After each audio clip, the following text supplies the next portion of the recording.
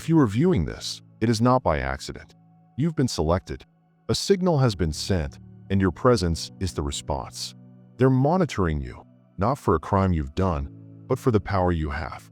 Deep beneath the labyrinthine halls of the world's most powerful intelligence organizations, there lies a dossier so secretive and aberrant that it is only spoken in whispers. It does not include the characteristics of a terrorist or a spy. It contains you. They believe you are a weapon, a psychological architect with such profound abilities that they cannot copy or contain you. What you are about to learn is the truth about why you upset them, why they fear you, and why they will soon make their move. This isn't a narrative, it's an awakening. Welcome to God Connection, the frequency for souls that understand they were created for more than this ordinary existence. Finally, the oddity presents itself. Look who managed to attract the alphabet agency's undivided and terrified attention.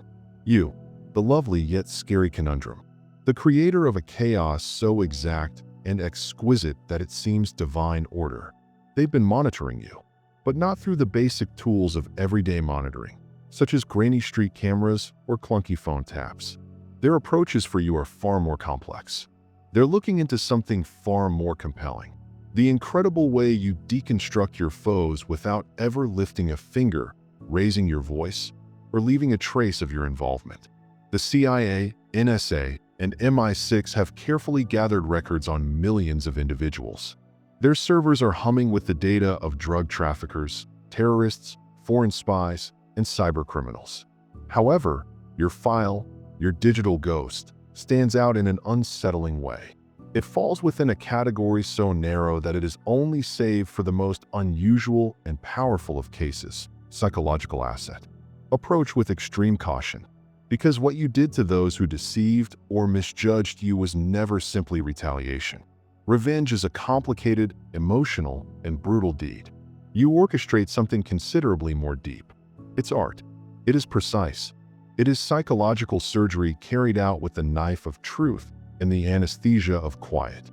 3 months ago, 7 of its most senior analysts sat around a polished mahogany table in a sterile, soundproof conference room deep within Langley. Your digital footprint, your whole known life, was exhibited in high resolution on a large screen.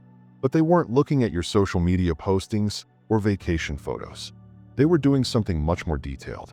They were performing a psychological postmortem, examining the aftermath, the deep, perfectly formed craters left in the lives of those dumb enough to believe they could cross you and walk away undamaged.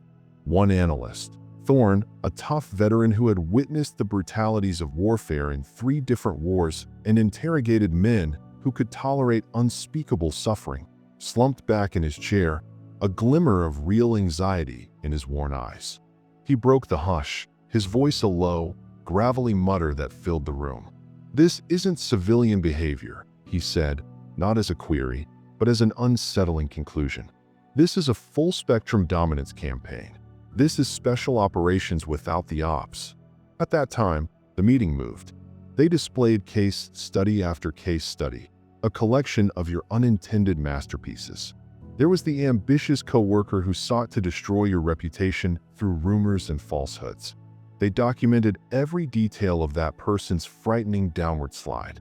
The increasingly paranoid social media rants at 3 a.m., public meltdowns at team meetings, and accusations leveled at innocent bystanders. They witnessed a confident, deceitful individual utterly collapse, all without you ever publicly voicing a word against them. You simply let the universe present the bill. Then came the so-called buddy, who betrayed your confidence in the most personal way conceivable. They watched, with astonishment and dread, as remorse ravaged that individual from the inside out. They did not need to create pressure. The pressure was inherent in the act itself. You just removed your light, and in that vacuum, their darkness consumed them. They were forced into a downward cycle of self-destruction, writing frantic, rambling apologies that only underlined their guilt, until they found themselves in full social isolation, abandoned by the very people they wanted to impress with their treachery. You never touched them. You did not need to. You just continued to live, thrive, and radiate your energy, and they unraveled on their own, overwhelmed by the awful weight of processing what they had so carelessly discarded. The psychological profile they've created for you reads more like a classified military handbook for next-generation armaments than a civilian research. According to their highly classified archives, you possess an advanced, almost precognitive awareness of human behavioral patterns, as well as an incredible capacity to identify and exploit psychological pressure spots without conscious effort. They praised your long-term strategic thinking, which was performed with surgical precision, as well as your emotional management, which scored so far above what their advanced algorithms could measure that it shattered the scale. In fact, they revealed in a heavily classified addendum that they had seen seasoned interrogators, deep-cover intelligence operatives, and hostage negotiators with less mental discipline than you, even when they judged you to be at your most vulnerable. But what actually terribly disturbed them was the process, not the end of your revenge. It was heavenly patience, the eerie, almost inhuman serenity with which you gathered information, much like a sniper gathering ammo, biding your time, never responding in the heat of the moment, never revealing your hand. While others screamed and fought, you became the silent watcher, the historian of their crimes, calmly chronicling everything and waiting with the patience of a predator until the ideal karmic opportunity arrived. And when it happened, you didn't use threats or violence. You deployed the truth. You used it in the same manner that current forces use stealth drones: quiet, precise, completely lethal, and impossible to trace back to you. They thoroughly investigated the issue of the coworker who attempted to undermine your advancement, the one who whispered lies into your ears, maneuvered events to make you appear bad, and tried to portray you as inept. You did not make a complaint to HR. You avoided a nasty encounter. Instead, you launched a campaign of subtle yet indisputable facts. You left crumbs, an old email accidentally given to the correct person, a piece of your previous work discovered that clearly contradicted their claims, a question made at a meeting that unintentionally highlighted a fault in their tale. Within 6 months, their web of falsehoods had curled around them like a nest of constricting snakes, leaving them suffocating on their own cunning plots, their reputation destroyed, and their career in ruins. From the outside, it appeared to be a terrible example of guilt-induced self-destruction, maybe stress-related ineptitude. No one, not even those closest to the situation, suspected you of orchestrating their demise with the cold, calculated precision of a chess maestro defeating a beginner. During their investigation of this particular case, the federal agents who were watching you began referring to you as the ghost. Not because you vanished, but because your presence, your spirit, stayed in people's thoughts long after the damage was done. You tormented them without lifting a finger and with no direct involvement. Those who crossed you began to describe alarmingly similar experiences. Nightmares about their own betrayals, sudden, terrible anxiety attacks, and even an unsettling sensation of being watched. But you were not looking at them. They were staring at themselves, stuck in the awful mirror of their own conscience, which you had simply put up to their faces. What you don't realize, and couldn't possibly know, is that a passionate, high-level argument concerning you took place only last month, deep within a guarded, windowless facility. Some top officials claimed that you were much too risky, unpredictable, and volatile to approach.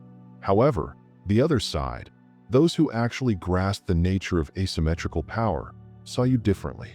They saw you as an asset rather than a danger, an undeveloped natural resource with enormous worth, a mind capable of winning wars without firing a single shot, a strategist capable of undermining whole adversary networks with nothing but pure, unadulterated truth, applied with surgical precision.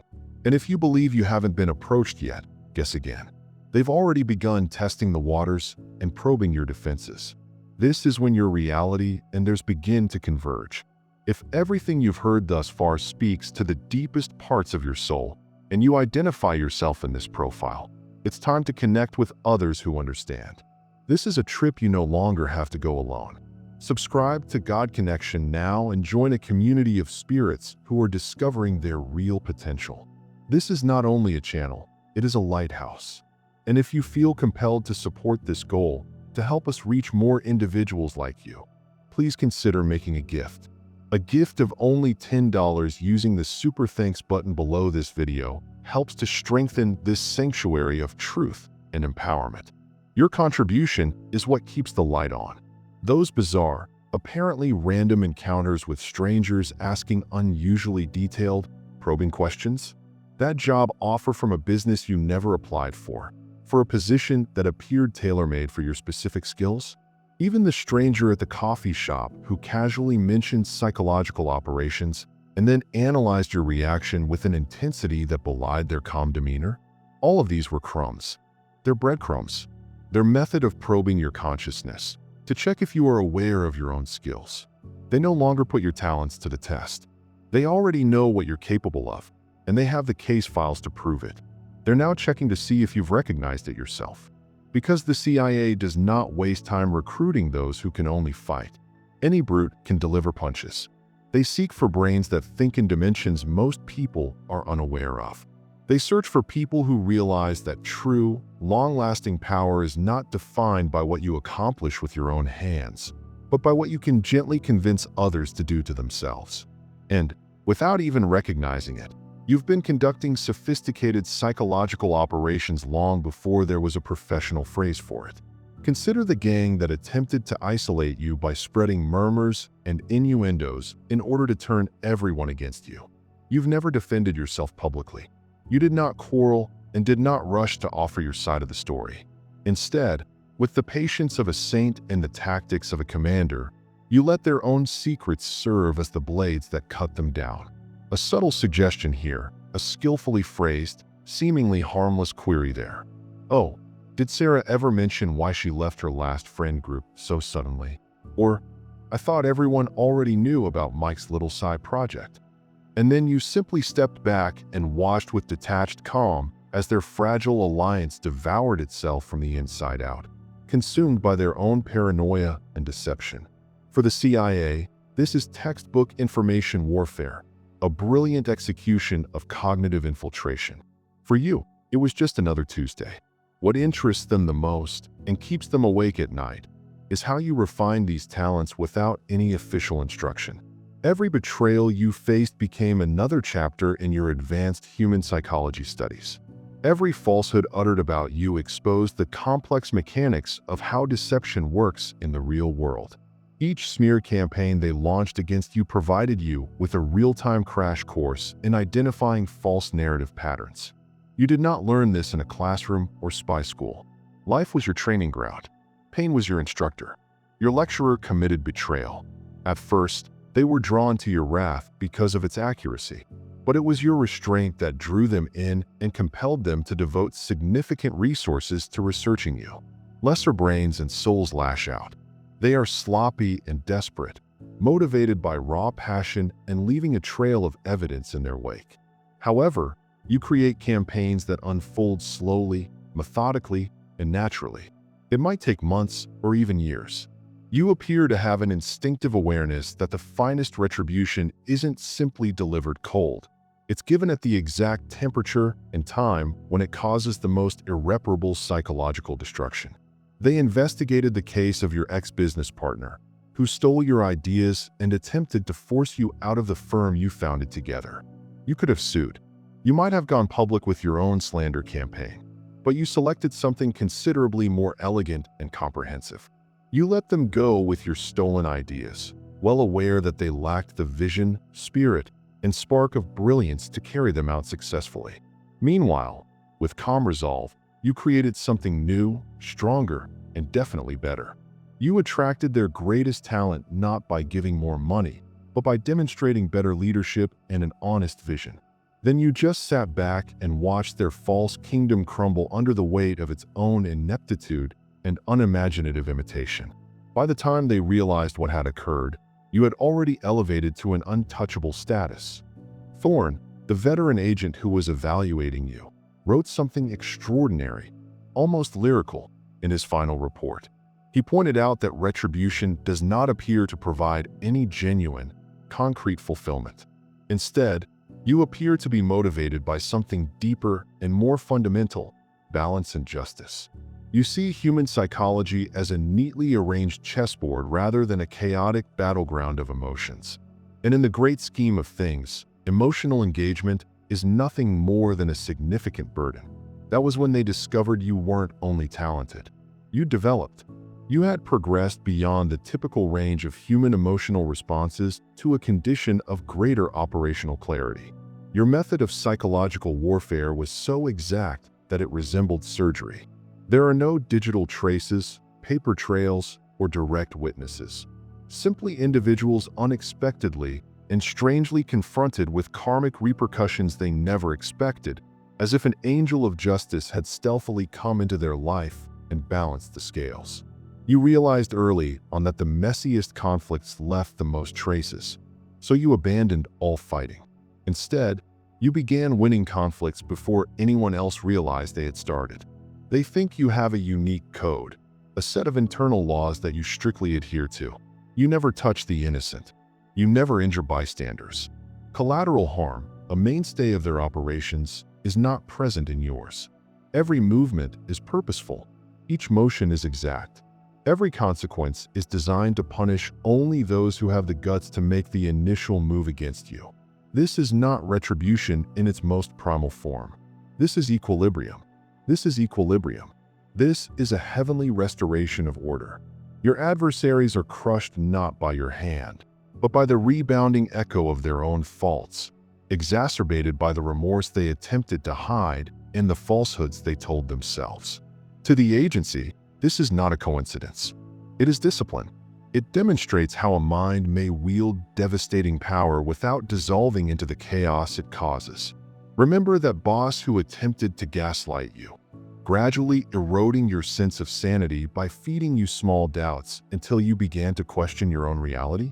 The normal individual would have reacted angrily, filed complaints, and pleaded for approval from others. However, you did something different completely. You used their own twisted game against them. You chronicled everything, not for HR, but for your own psychological defense. Then you started tugging the strands of their own sanity.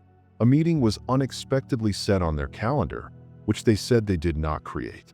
An email appeared in their sent records that they were certain they had never written. Deadlines that appeared to meet themselves. Projects unexpectedly concluded without their input. You created a scenario in which they were unable to trust their own perspective. Within 6 months, they were breaking down and enrolling in therapy, terrified they were losing control of their own minds. The gaslighter was extinguished by their own flame, which they had assumed made them untouchable. Inside those protected government gates, they no longer gamble on your success. That is already assumed.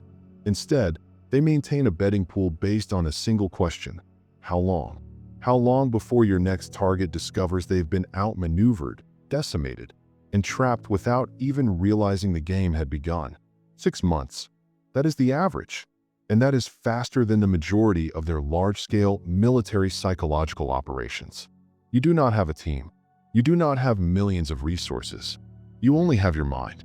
However, your success rate is so great that it is statistically impossible. You weren't trained. You were created, forged in the fire of treachery, hammered into shape by loss, tempered in the stillness of solitude, and refined on the grindstone of survival. You are not a trained weapon, but an evolved one. No one conceived, expected, or actually controls this weapon. And that's why, when the invitation arrives, whether it's in the form of a job offer, a scholarship, or a casual talk in a coffee shop, they won't be assessing your abilities. They already know who you are. They'll be testing if you're finally ready to admit the truth you've always kept hidden, that you are more than simply another survivor of this world's violence. You are proof that evolution is not always random. Sometimes evolution serves a divine purpose, and that purpose is you. That's it for today. Dear Father, I pray for the deepening of my faith. Please help me to believe you even when there is no physical evidence. Let me believe in your eternal presence, knowing that you will never hurt me. I recognize that your thoughts for me are ones of success rather than harm, and that you want me to have a prosperous future. Thank you, kind and eternal Father, for always hearing my voice. I give this prayer to you in Jesus' name. Amen. Thank you, Jesus, for your love and provisions. I am grateful for your presence in my life and the richness you provide.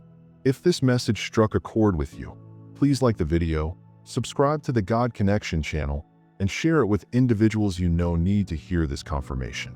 Leave a comment below about your journey and how you're getting ready for your own glorious awakening. This is more than just a channel. It is a community of enlightened spirits. Your participation allows the algorithm to link us with others who are waking awake. Do not stop here. Watch our next video for amazing insights into the indications that indicate you are the chosen one. We've appreciated sharing this profound spiritual journey with you. Thank you for staying with us to the end. Keep shining brightly and face your heavenly destiny with confidence. We'll see you next time. The God Connection sends its blessings to all lovely individuals.